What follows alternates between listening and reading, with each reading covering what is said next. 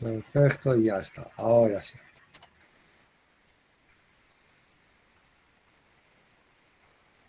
Ahora empezamos nuestras clases para esta semana y este es el tema, ¿no? Filosofía helenística romana es el tema para hoy. Entonces, sin más, vamos a avanzar. No se olviden que hemos avanzado en la edad antigua.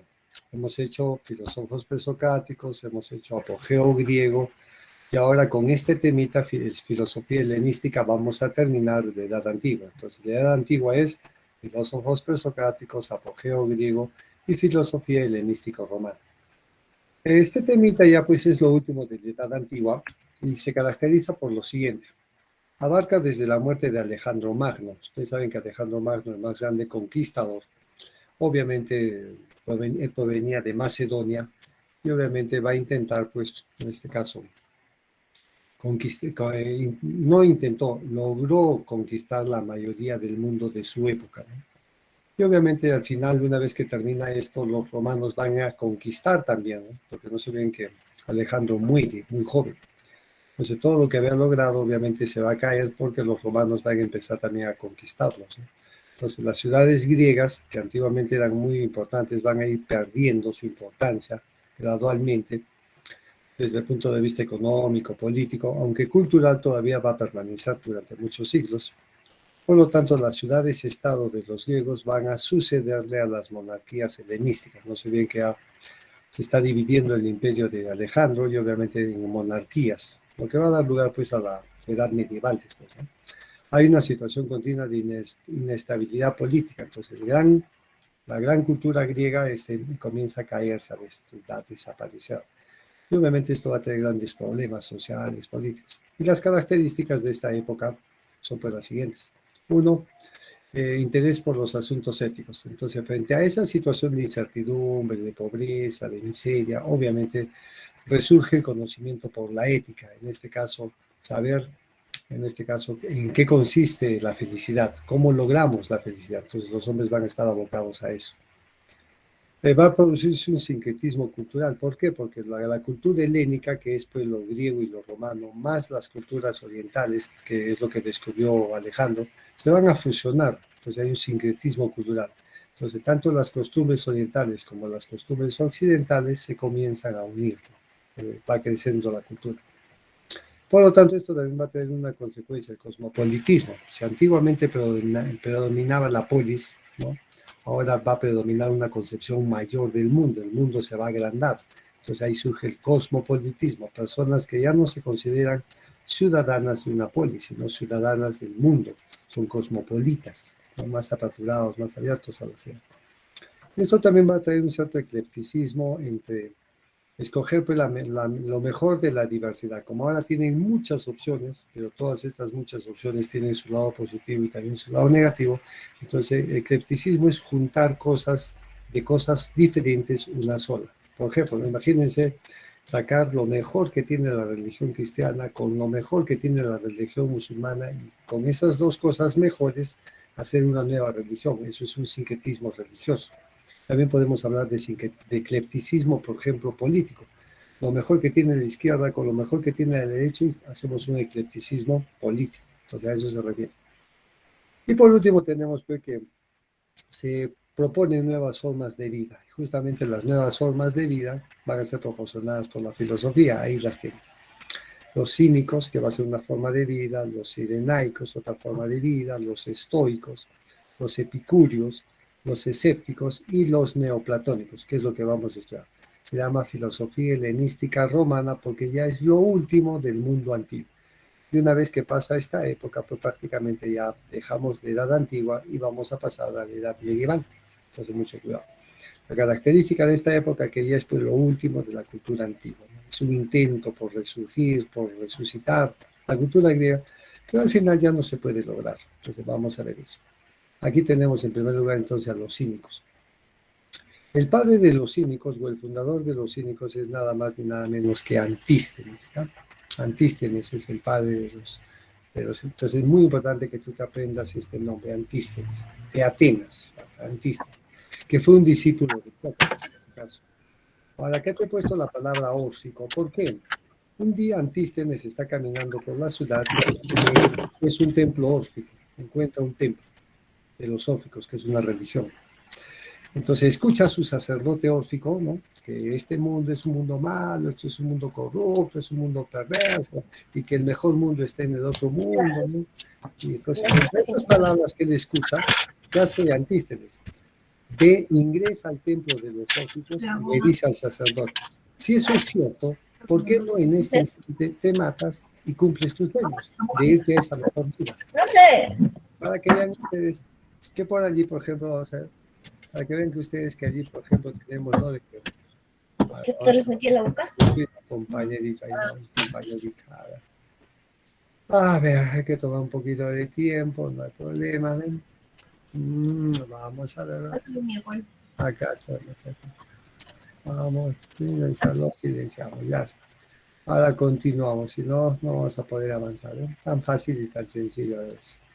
Entonces, vamos, ¿no? Entonces, ahí estamos.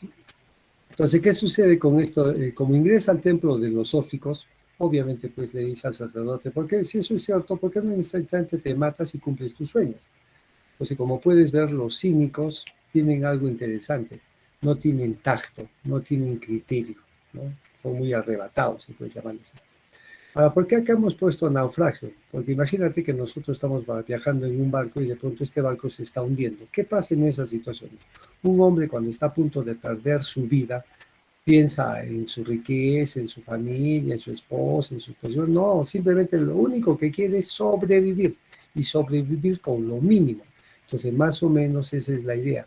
Antístenes, que es imprudente, que no tiene tacto, también va a intentar sobrevivir con lo mínimo. Ahora dice combatir con hechos y no con palabras. Obviamente, pues son personas más prácticas, ¿no? No son tan teóricas. Entonces, es una manera de vivir. Luego continuamos que los más representativos de esta escuela, si bien es cierto que el fundador es Antístenes, es Diógenes y Crates. De los tres, el más conocido pues es Diógenes. ¿Por qué? Porque Diógenes va a estar relacionado con Alejandro. Alejandro, cuando inicia sus conquistas, llama a Diógenes, busca a Diógenes para que lo acompañe y para que le ayude pues con sus conocimientos a civilizar a estas nuevas culturas.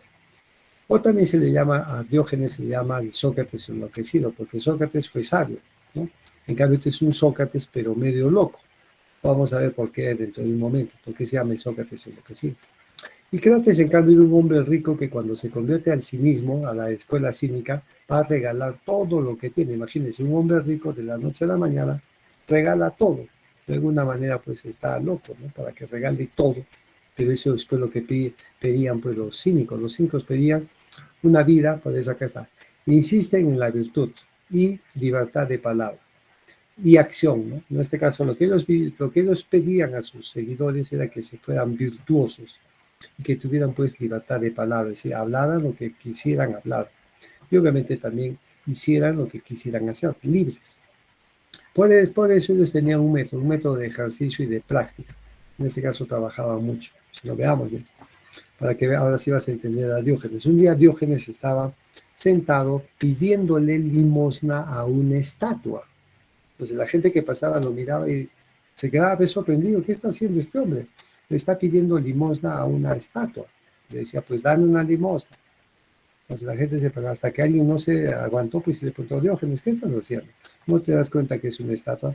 Y Diógenes dice, sí, sí sé que es una estatua. Simplemente que yo estoy practicando, estoy haciendo mi trabajo, estoy haciendo mis ejercicios, porque es terrible estar todos los días pidiendo limosna y soportar pues las caras que me ponen, las expresiones que dicen. Entonces uno tiene que ir, pues, tiene que fortalecerse en esa situación tan fuerte que pedirle pues a una estatua, ¿no? O sea, si podía soportar pedirle a una estatua, ya pedirle a un hombre pues será sencillo, ¿no? Entonces imagínense.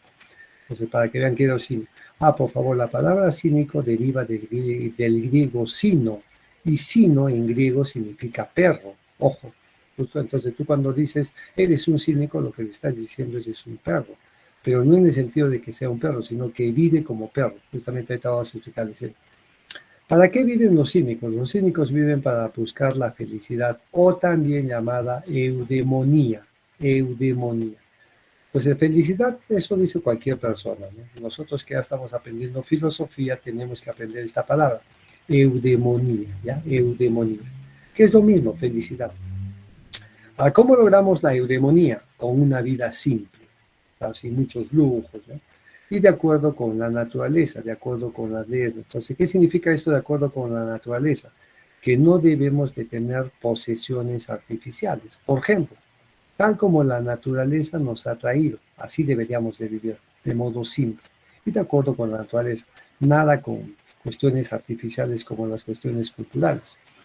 Por eso había un desprecio de los placeres, ¿no? Una persona que cede a los placeres pues es muy artificial, ¿no?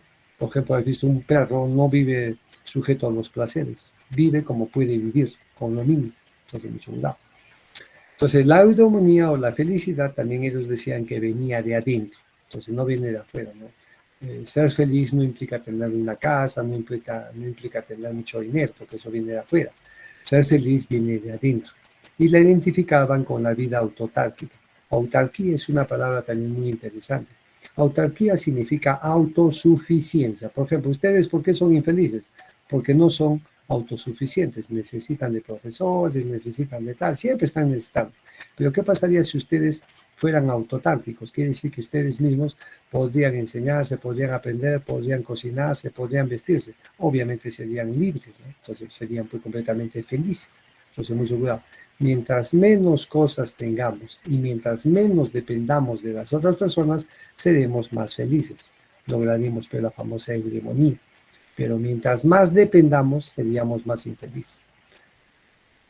Se consideraban cosmopolitas, obviamente, claro, ya en la época que los cínicos viven, ya pues las polis griegas ya están en decadencia. Entonces ellos ya van a tener una mentalidad más aperturada a todo lo que el mundo les pueda brindar. Entonces, por eso actualmente hay dos tipos de personas, ¿no? Los regionalistas, los que dicen mi país, mi tierra, y los cosmopolitas, los que dicen que son ciudadanos del mundo.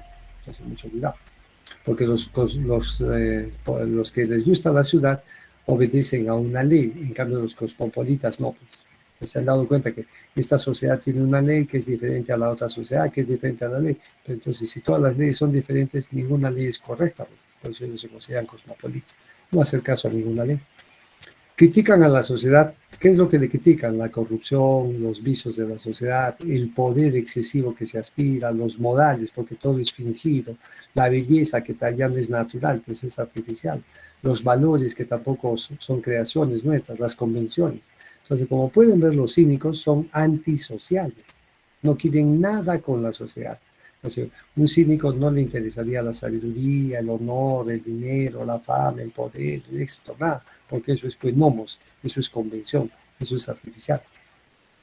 Enseñaban por medio del ejemplo, mediante burlas, mediante sarcasmos, mediante chistes, mediante anécdotas, mediante rebeldía. Entonces, mucho cuidado. Ellos eran una especie también de maestros que enseñaban cómo vivir, pues, ¿no? Cómo vivir de la manera más exitosa, que para ellos era pues eso. Entonces, los cínicos plantean una respuesta individual a la incertidumbre que reinaba en esa época. Entonces, dice, esta es la manera de vivir, no hay que buscar, claro. La gran mayoría se quejaba, pero mira, nosotros hemos logrado el éxito, hemos sido famosos, hemos sido una cultura dominante, pero ahora ya no era esa la realidad. Entonces ellos dicen, no, pues hay que vivir de esta manera. Y por eso que acá tenemos al gran representante Diógenes, ¿no? Como pueden ver, tiene un perrito al lado porque el cínico les he dicho que significa perro. Si te fijas, este perro con Diógenes son muy parecidos, no tienen absolutamente nada. Si no fuera por esta capita, serían casi iguales, estarían naturalmente. Entonces, esta lamparita más bien es una anécdota. Muchas veces Diógenes caminaba con una lámpara encendida, imagínense, de día y encendida. Y se acercaba a sus contemporáneos, pues, y los analizaba de arriba hacia abajo como si buscara algo.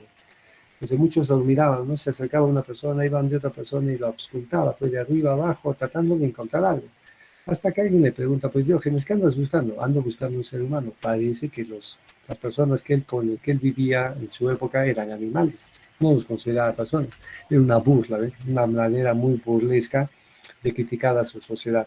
Pues acá tienen a Diógenes, un hombre muy sabio, pero que vivía con lo mínimo. Entonces nosotros en estos tiempos de crisis debemos de vivir con lo mínimo y ya no con tanto lujo y de acuerdo a la naturaleza. Hay otra anécdota también, dice que un día Diógenes, pues acaso Diógenes es el que vivió pues, en un barril, él vivía en un barril El Chavo era una parodia, él sí vivió en un barril. Dice que un día pues no estaba, lo único que tenía era una tacita, una taza para tomar ¿no? su agua, digamos. Y un día pues se acerca a una fuente y ve que un niño agarra sus manitos, ¿no? Y toma agua con sus manos. Entonces Diógenes dice, ¿qué te pasa? Yo no soy libre. Botó su tacita y a partir de allí empezó a tomar el agua de frente directamente con sus manos, para que vean que representa pues la crítica a las sociedades, ¿no? Que no debemos de ser muy artificiales. Interesante su postura, pues sería genial que alguna vez leyeran sus anetas, su vida, que es bastante, ¿no? Es más conocido. Vamos ahora con otra escuela, los cirenaicos, ¿no? Ahí está. El fundador de los cirenaicos va a ser nada más ni nada menos que Aristipo de Cirene. O sea, acuérdate de Antístenes, cínico. Aristipo de Cirene también va a ser discípulo de Sócrates, mucho cuidado. Y ahora él, en cambio, nos dice lo siguiente, él tiene una anécdota, ¿no? Un día Aristipo paga a su maestro, que es Sócrates, 20 minas, se supone de oro, y este le devuelve porque su genio no le permite aceptarlas. Yo les dije que Sócrates no cobraba por sus enseñanzas, ya que está el ejemplo, ¿no? Su discípulo le intenta pagar y Sócrates le dice, llévatelo, no lo necesito porque mi genio no me lo permitía.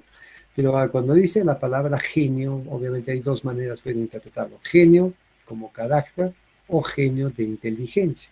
Una de las dos, su carácter no le permitía aceptarlas o su inteligencia no la permitía aceptarlas, pero igual no aceptaba. Sócrates no cobraba por sus enseñanzas. Identificaba al bien y a la felicidad como el placer. Ojo, los cirenaicos viven para buscar el placer y a eso se le llama en filosofía hedonismo. Entonces, si yo digo que tú eres hedonista, estoy diciendo que todo lo que tú haces, todo buscas el placer. Duermes, sientes placer. Estudias, sientes placer. Juegas, sientes placer. Te matas, sientes placer. Serías un hedonista extremo. Entonces ya sabes qué es placer, sinónimo de hedonismo. Ahora, pero estos placeres a los cuales nosotros buscamos deben de ser moderados, duraderos, pero sobre todo no deben de dominarnos. Pues analiza si los placeres que tú tienes te dominan. Si te dominan, pues estás perdido. Porque acá claramente dice no deben de dominar. Deben ser moderados, tampoco no excesivos. Porque si es excesivo, pues ya nos domina. Obviamente duraderos que duren, ¿no? El único criterio de la verdad son las sensaciones. Entonces los cirenaicos creen que el conocimiento se obtiene por medio de los sentidos. El conocimiento nace de la convención, claro, es ponerse de acuerdo, ¿no? Por eso es que nosotros le llamamos a un libro, le decimos libro, porque es nuestra convención. En cambio, en otras sociedades al libro le llaman otra cosa, ¿te aviso? Porque es su convención de ellos. Cada sociedad tiene sus propias convenciones y es la manera como nos conocemos. Por lo tanto, dicen la causa última es inalcanzable. Es decir, saber todo, absolutamente todo, pues no es posible, es inalcanzable. Vamos de a poco, vamos avanzando. Ahora, para ellos el valor de la filosofía sirve porque permite conversar sin miedo. Pues una persona que carece de conocimientos vive con miedo, ¿no? Miedo de qué dirán, miedo de si hará lo correcto o no. Y que una persona que tiene filosofía, en este caso que tiene conocimientos, conversaría pues sin miedo, ¿no? Y efectivamente así. Acá tenemos algunas frases de Aristipo. Miren lo que dice, es mejor ser mendigo que ser ignorante. Es mejor ser mendigo que ser ignorante. Pues aquel está falto de dinero, pero este está falto de humanidad. Mucho cuidado. Entonces, entre ser mendigo y ser ignorante, obviamente es preferible ser mendigo que ignorante, porque el otro le falta el dinero, pero al último ya pues le falta humanidad. De alguna manera es cierto, los seres humanos somos seres humanos en la medida que tengamos conocimientos. Si no tenemos conocimientos, no somos seres humanos. Por eso un perrito es un animal porque carece de conocimientos. Entonces, mucho cuidado. Si nosotros carecemos de conocimientos, ya sabes qué es lo que somos. Hay que tener mucho cuidado. O sea, a nosotros no nos hace humanos, por ejemplo, el dinero, la fama, el poder, eso nos hace humanos. Nos hace humanos, en este caso, los conocimientos. Ahora dice, es mejor que Aristipo pierda el dinero que el dinero pierda a Aristipo, claro.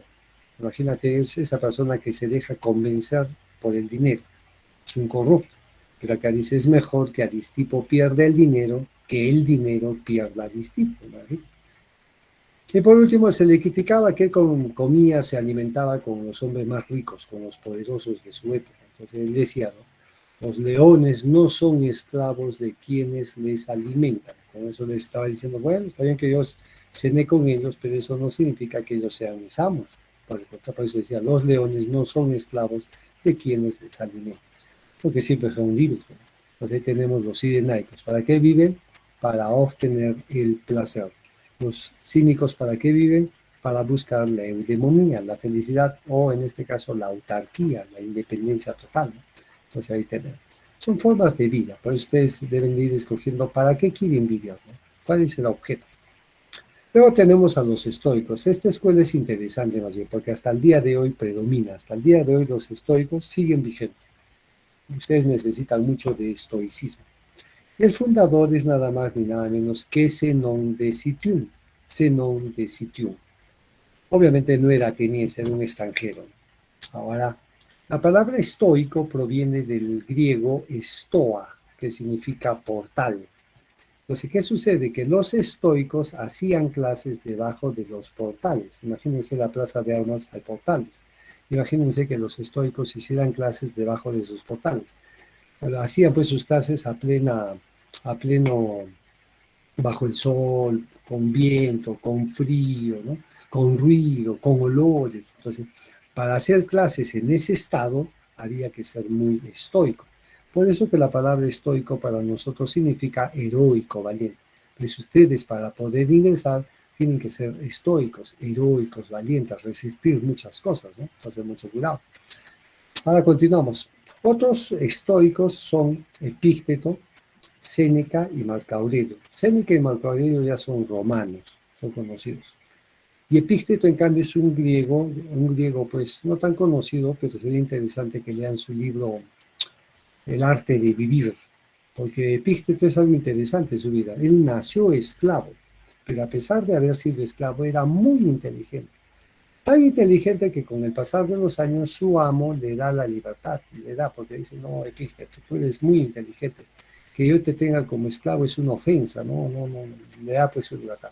Pero después de haberlo maltratado muchas cosas, después de haber soportado, pues, por eso su máxima es, para ellos el bien supremo es la felicidad, otra vez la eudemonía, que consiste en la virtud, ¿no? Para la felicidad se logra por medio de la virtud, en este caso ciertos valores que ellos pedían, que los hombres deberían de desarrollar. Por eso su máxima es soporta y renuncia. Por ejemplo, ustedes, si quieren ingresar, tienen que ser estoicos, tienen que soportar horas, tienen que soportar muchos problemas, etcétera, etcétera. Y tienen que renunciar a muchas cosas. Si no renuncias a muchas cosas, poco probable que seas pues un buen estoico. A ellos decían que todo estaba compuesto por razones seminales, en este caso por una especie de semillas, unos gérmenes, ¿no? Todo está hecho de una especie de semillas. Dividieron a la filosofía en tres áreas, la lógica, la física y la moral. Por eso ellos nos dirán que las virtudes morales, por encima de la riqueza y de la salud. No se ven que hace un momentito vimos que la felicidad consistía en tener ciertas virtudes. ¿Cuáles son esas virtudes que nosotros debemos de tener? 1, la sabiduría. 2, la templanza. 3, la fortaleza. 4, la justicia. Y 5, la prudencia. A ver, sabiduría ya saben que es tener conocimientos, ¿no? Templanza obviamente pues es, templanza viene de templado, ni caliente ni frío, algo moderado, ¿no? La templanza es la moderación, no caer en excesos. La fortaleza es pues ese carácter a resistir a algo, a las tentaciones, fortaleza para resistir al mal, resistir al pecado, ¿no? La justicia obviamente es una aspiración humana, ¿no? La justicia, que todos seamos iguales. Y la prudencia obviamente es uno de los bienes más preciados. La prudencia es más que la sabiduría, ¿sí? Mucho cuidado, es más. Por ejemplo, tú tienes que tener prudencia para estudiar justo lo que necesitas. Si estudias poco, no ingresas. Si estudias demasiado, tampoco ingresas, porque no te están pidiendo demasiado, tampoco te están pidiendo poco. Entonces tú tienes que tener la prudencia, justo lo necesario. Más o menos que sería pues la mitad del término medio, ¿no? La mitad. Entonces ves, mucha prudencia se necesita. La prudencia es la sabiduría práctica y nos permite conocernos qué es lo bueno y qué es lo malo. Es por eso de todas las virtudes, la más preciada es tener la prudencia. Por eso ellos nos dicen o nos recomiendan unas máximas, ¿no? Enfócate en lo que tienes control. Ellos se dieron cuenta de que los seres humanos somos desdichados, por eso no logramos la felicidad, pues. ¿Por qué somos desdichados? Porque generalmente nos preocupamos por cosas que no nos competen. Por eso él dice, enfócate en lo que tienes control. Una persona solamente debería de preocuparse por aquello que tiene control. Por aquello que no tenemos control, no deberíamos de preocuparnos, porque lo único que vamos a lograr es sufrir. Es como, por ejemplo, muchos de los muchachitos se paran preocupados. Es, ingresaré, no ingresaré. Están pensando, ingresaré, no ingresaré. No te preocupes tú de eso. Tú preocúpate ahora por estudiar. Estudia. Eso sí está bajo tu control. Estudiar. El ingreso no, eso ya se verá. Vamos a ver cómo se va a dar, ¿no? Entonces, mucho cuidado. No obres como si fueras a vivir 1000 años, obra como si el fin estuviera muy cerca. Ese también es otro gran error por el cual los hombres no son felices. ¿Cuál? Que nosotros pensamos que somos eternos, que nosotros pensamos que somos inmortales, cuando en realidad no es eso. Nosotros debemos de ser conscientes de que la vida es muy breve, y obviamente no hay mucho tiempo para perderlo y hay que aprovecharlo pues al máximo.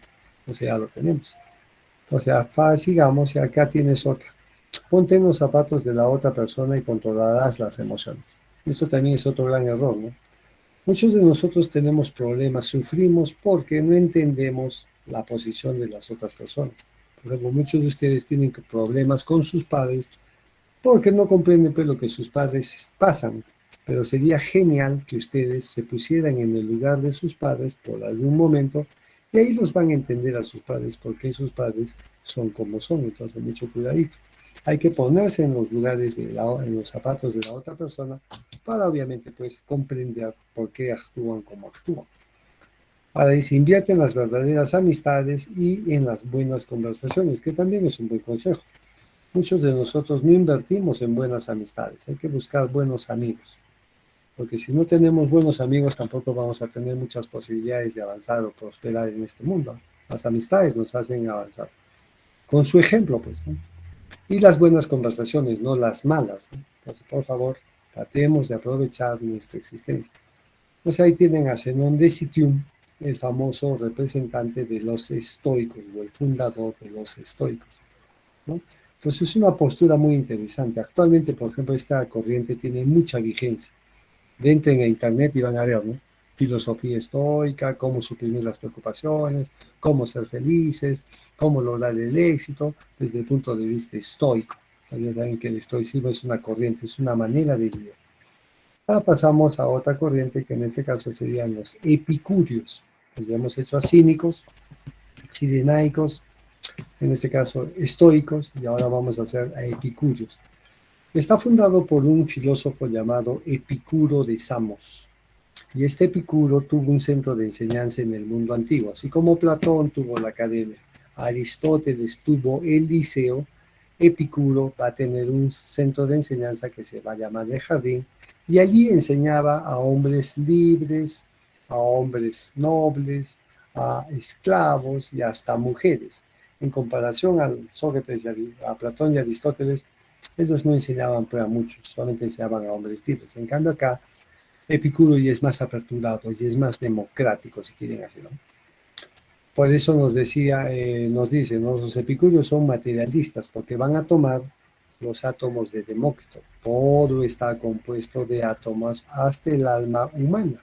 Entonces, mucho cuidado, ¿ven? Son materialistas, ya no son muy idealistas. ¿Para qué es lo que vivimos? ¿Cómo logramos ser felices? Obviamente buscando ¿qué? El placer. ¿Y cómo sabemos que algo nos da placer? Porque evita pues el dolor. El placer evita el dolor. O en este caso la aponía, ¿no? En griego. Pues ya sabes. Entonces a ver si recordamos. Cínicos, felicidad. Sirenaicos, placer. Estoicos, felicidad. Epicúreos, placer. Mira, grábate esta secuencia. Continuamos. Los placeres del alma son superiores a los del cuerpo. Y eso es cierto. Ojo, entonces, si hablamos de placeres, los placeres a los cuales los epicúreos se refieren son a los placeres del alma, a los placeres de la inteligencia, no a los placeres del cuerpo. Los placeres del cuerpo serían pues los sirenaicos, ¿no? Por eso es que ellos hacen una clasificación de placeres, naturales y necesarios, naturales e innecesarios. Y la tercera es ni naturales ni necesarios. Entonces, los más dañinos pues son los últimos, ¿no? Ni naturales ni necesarios. Si no, veamos. Naturales y necesarios. ¿Como cuáles? El hambre es natural y es necesario satisfacer el hambre. La sed es natural y es urgente y apremiante pues saciar la sed. Entonces, natural y necesario. Ahora vamos naturales e innecesarios. Como por ejemplo, el exceso de los primeros. Por ejemplo, el sexo es natural, pero ojo, no es necesario. La gratificación sexual, por ejemplo, la lujuria ya no es necesaria. Beber es necesario, pero en exceso ya no es necesario, es innecesario. Son naturales, pero obviamente cuando se les da, se los busca mucho, obviamente ya son innecesarios. O sea, ahí está la fuente de nuestra infelicidad, de nuestra desgracia. Y por último tienes pues los ni naturales ni necesarios. ¿Como cuáles?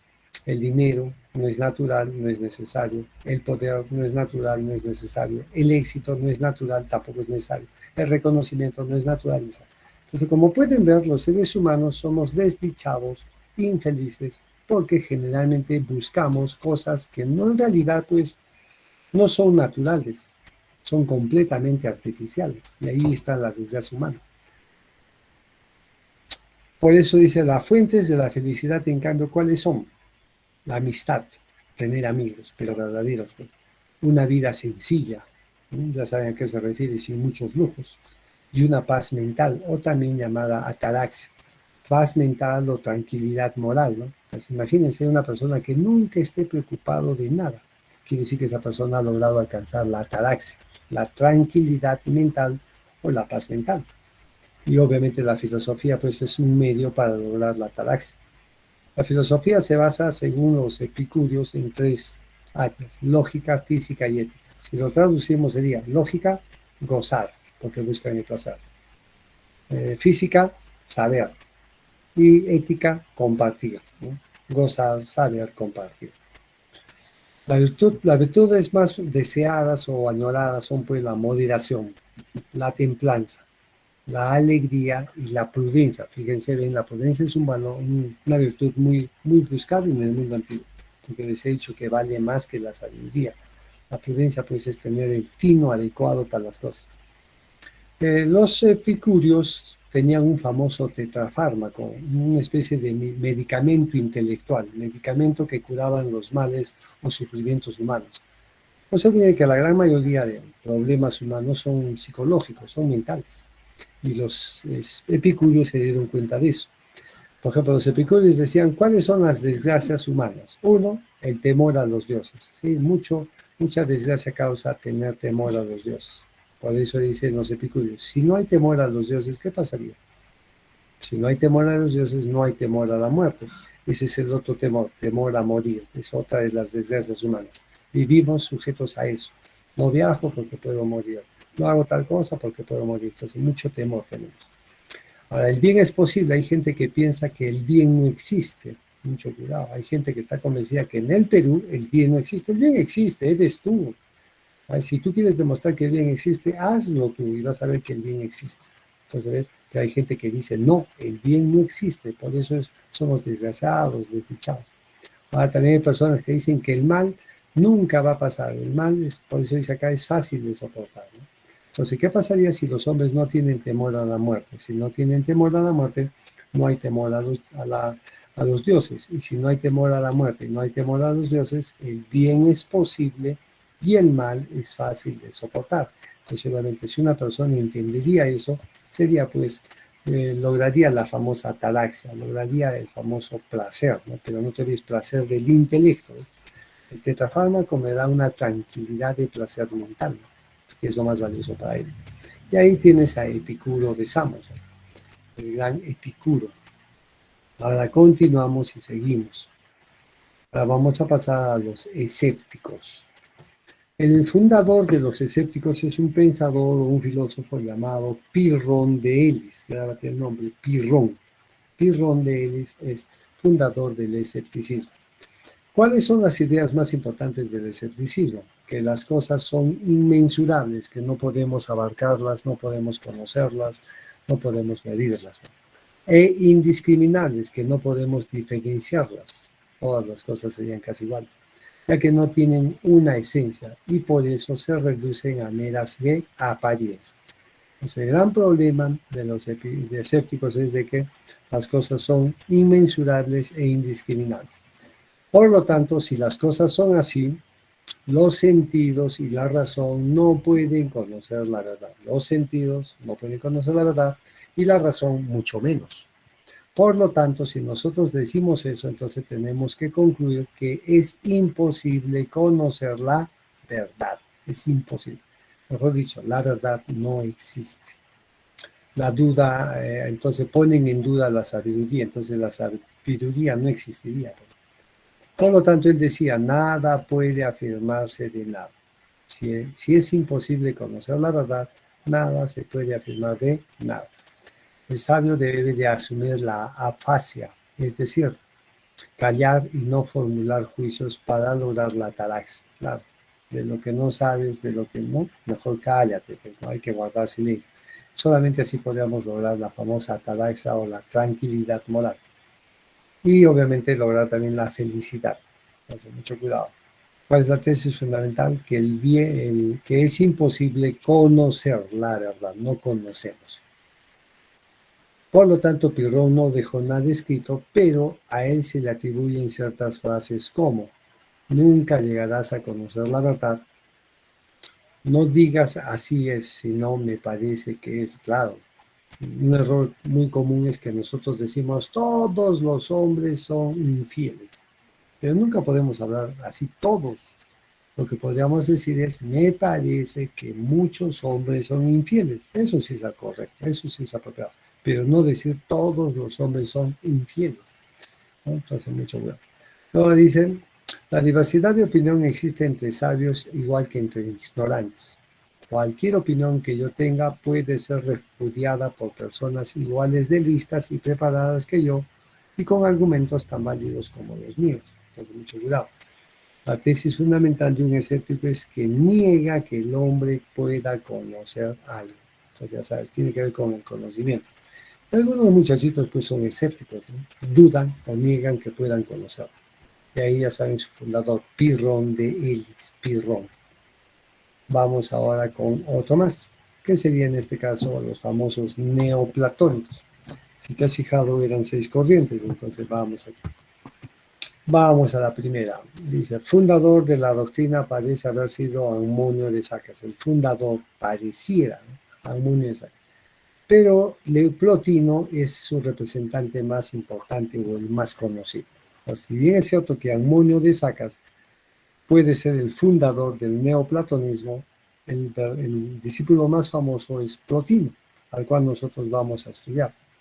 Plotino convivió en los primeros siglos del cristianismo, entonces como ya el mundo antiguo desapareció, poco a poco se está configurando una nueva forma de sociedad, que es pues la edad medieval, y poco a poco va a surgir que el cristianismo. Pero este cristianismo va a surgir y lo que va a hacer Plotino es un intento de unificar el pensamiento helénico.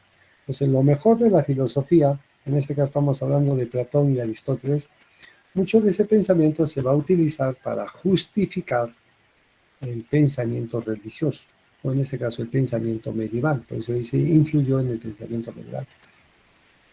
Su obra principal de Plotino son las Eneadas. Esa es la obra principal, las Eneadas. Y en ella, obviamente, reaparece la metafísica con influencias cristianas. Claro, la metafísica de los griegos ahora va a dar pie a una metafísica más religiosa, porque vamos a hablar sobre Dios, o vamos a especular sobre él. Resalta su panteísmo y su oposición materialista. Bueno, panteísmo es una palabra que por favor significa pan, significa todo. Teísmo significa que Dios, todo es Dios. Entonces, según esta concepción panteísta, Dios sería un perro, Dios sería un árbol, Dios sería un pez, Dios serías tú. Todo está en Dios, o todo es Dios. Entonces, mucho cuidado. Y su oposición materialista, claro que sí, porque ellos revaloran mucho, como son creyentes, son religiosos, revaloran mucho pues al alma, por eso no aceptan las explicaciones materialistas, sino las idealistas. Para él el hombre está a medio camino entre los dioses y las bestias o los animales. Pues el hombre está a medio camino, medio animal y medio dios. Somos una criatura especial. Postula que existe una realidad que funda cualquier otra existencia. Mejor dicho, todo proviene de algo que él llama lo uno. Llama realidad suprema o gran vacuidad. Mucho cuidado. Entonces, para Plotino, todo surge o todo es creado por el uno. Fíjense, no dice Dios, él está llamando uno. Entonces, por eso dice llamada la gran realidad suprema o gran vacuidad de la cual todo el día. Pues el mérito de Plotino es haber sentado las bases para una nueva forma de pensamiento, que va a ser el pensamiento pues, medieval. Él va a iniciar eso. Y ahí tienen a Plotino. Como pueden ver, ¿no? Listo. Ahora, como siempre, entonces no se olviden, la filosofía helenístico-romana es lo último ya de la edad antigua. Y por lo tanto, con esto ya pues desaparece el mundo antiguo y vamos a pasar ahora a un periodo que se llama edad ¿qué? Medieval. Y no se olviden que los filósofos que van a influir en el pensamiento medieval, gracias a Plotino, va a ser pues Platón, por eso se llama neoplatonismo, nuevo Platón. Entonces, mucho cuidado. Como hasta acá llegamos entonces hoy día, vamos a pasar a lo siguiente, una pequeña evaluación, a ver qué tal están. A ver, vamos a buscar una pequeña evaluación para ustedes. ¿Sí? Puede ser. Vamos con eso. Si han estado atentos, entonces tienen que responderme lo siguiente. A ver, veamos. Ahí tienen. Aunque no sabemos quiénes, también buscaban los placeres, no saben quiénes buscaban los placeres, los puntos suspensivos admiten también que hay placeres mentales. Prefieren a los corporales, dicen mentales, prefieren los corporales a los que conceden el máximo valor. Admiten que también hay placeres mentales, prefieren los corporales a los que conceden el máximo valor. Entonces, si juegas allí con oraciones incompletas, ¿cuál sería la respuesta? ¿No? Entonces, mucho cuidado, pero que sea coherente y que sea correcto. Veamos. Obviamente no pueden ser estoicos. Entonces tenemos dos. Cirenaicos epicúreos, la E, o epicúreos cirenaicos. Es la C o la E. Ya te estoy ayudando. C o E. Porque la A, la B y la D, imposible, no son. Porque no tiene mucha relación. Entonces vamos ahora. Entonces, ¿cuál sería tu respuesta? Dice, aunque los puntos suspensivos también buscaban los placeres, los ¿no? Admiten que también hay placeres mentales. Prefieren los corporales a los que conceden su máximo valor. Entonces, la respuesta, ¿cuál sería? Obviamente, pues la respuesta es la C. Pues la primera diría, aunque los epicúreos también buscaban el placer, los cirenaicos admiten que también hay placeres mentales, prefieren los corporales, claro, no deben de dominarnos, decía, ¿no? Que sean duraderos. Entonces la C es la respuesta correcta. Vamos a la número 2. Tetrafármaco que cura, la cura en 4 partes. No temas a los dioses, no te preocupes por la muerte, lo que es bueno es fácil de obtener y lo que es terrible es fácil de soportar. ¿Quién es eso? Son los epicúreos, Epicuro, ahí está, Epicuro de Samos, ¿no? Ahí está.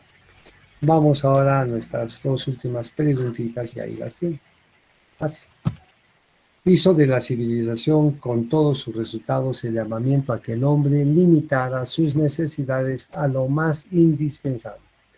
El desprecio por los estamentos y diferencias de clase y la consiguiente unión con el elemento democrático de las sociedades de aquel tiempo. Entonces, ¿quiénes así buscaban ese ideal? ¿No? Los epicúreos, no.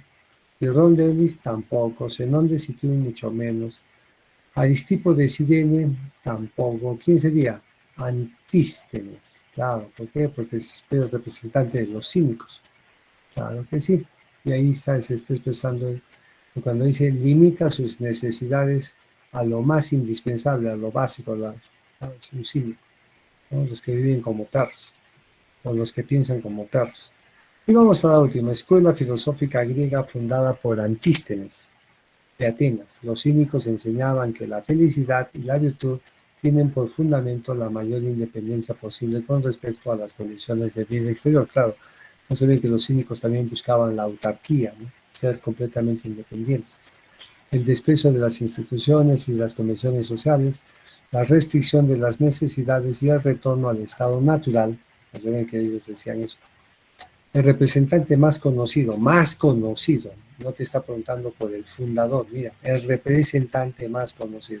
Y yo te he dicho que el representante más conocido es Diógenes de Sinope, el Diógenes, el que vivía en un barril, el que fue llamado por Alejandro, ¿no? Diógenes, el más conocido. Entonces la respuesta sería la D. O sea, tenemos allí y con estos jovencitos nos estamos quedando, ¿sí? Nos estamos quedando allí por hoy día.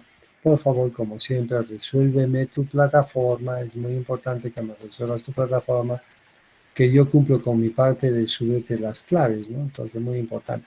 Entonces, en cualquier momento te vamos a evaluar. Entonces, por favor, baja las preguntas de tu plataforma y respóndelas. Nos vemos entonces la próxima semana. Cuídense, sean felices, ya saben, aprovechen su tiempo, disfruten, nos vemos hasta luego. Hasta luego, profesor, hasta luego.